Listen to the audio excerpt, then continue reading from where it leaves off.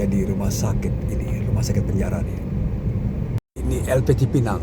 Jadi mulai tahun 2026 ini KUHP nasional memperkenalkan pidana lain, yaitu kerja sosial sebagai alternatif pidana penjara. Ini penjara Cipinang, LP Cipinang. Ada fasilitas namanya sarana asimilasi dan edukasi lapas Cipinang. Jadi mereka dipekerjakan macam-macam. Ya, ada minimarket.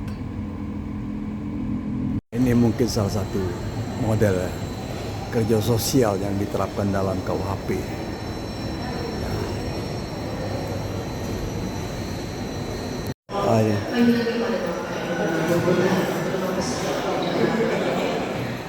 Ini salah satu contoh membersihkan lingkungan ya, sebagai bentuk dari pidana kerja sosial. Membersihkan got ya, atau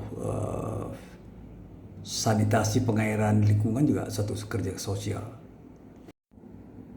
Bekerja membersihkan lingkungan seperti sampah-sampah juga semacam suatu kerja sosial nantinya. Bekerja di kantor pos juga satu model kerja sosial. Ya. Membantu pekerjaan di kantor kelurahan misalnya adalah juga termasuk jenis kerja sosial yang bisa dilakukan oleh terpidana.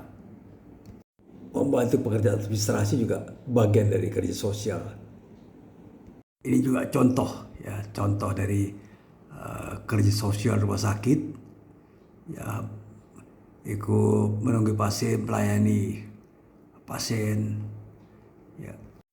Ini juga salah satu contoh ya kerja sosial di sebuah rumah sakit jiwa ya. Ya, membantu dokter melakukan tanya jawab ya, bahkan konseling ya, kalau menurut saya mencatat keluhan pasien dan segala macam. Juga bisa dilakukan kerja sosial bekerja di kantor notaris. Ini salah satu di antaranya. Ya. Di Jepang juga dipraktekkan ya kerja sosial sebagai alternatif bukan penjara. Ya, community service. Namanya Saikehoshi Katsudo. Itu. Jadi dasar hukumnya adalah perintah pengadilan ya, perintah pengadilan ya. Bisa bisa penundaan hukuman atau hukuman percobaan. Ini diurus oleh lokal municipal ya. Tujuannya adalah objektifnya rehabilitation, restorative justice, and reducing prison overcrowding. Ini yang menjadi juga dasar hukuman kerja sosial yang mulai diterapkan di Indonesia tahun 2026 ini. Ini yang persyaratannya ya, bahwa dia adalah yang diutamakan adalah orang yang baru pertama kali terlibat suatu kejahatan kriminal. Kemudian ada personal juga circumstances, misalnya umur, kesehatan atau keadaan sosial, juga remorse and willingness. Jadi misalnya adalah pencurian kecil ya, minor theft.